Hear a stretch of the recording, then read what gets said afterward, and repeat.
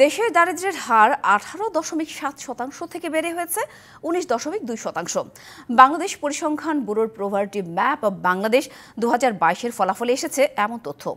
এতে দেখা যায় গ্রামে দারিদ্র্য কমেছে।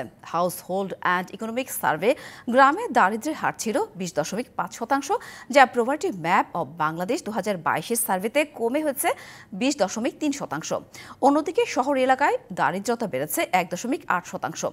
আগে শহরে দারিদ্র্যের হার ছিল 14.7%, যা এখন বেড়ে হয়েছে 16.5%।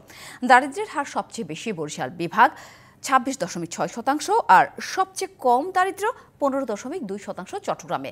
রংপুরে দারিদ্র্যের হার 25%, রাজশাহীতে 16.3%, সিলেটে 18.5%, ময়মনসিংহে 22.6%, খুলনায় 17.1%, আর ঢাকা বিভাগে দারিদ্র্যের হার 19.6%।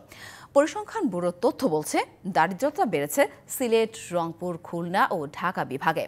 বরিশালে দারিদ্র্যের হার বেশি হলেও তা আগের 26.9%-এর তুলনায় 0.3% কমে এখন হয়েছে 26.6%।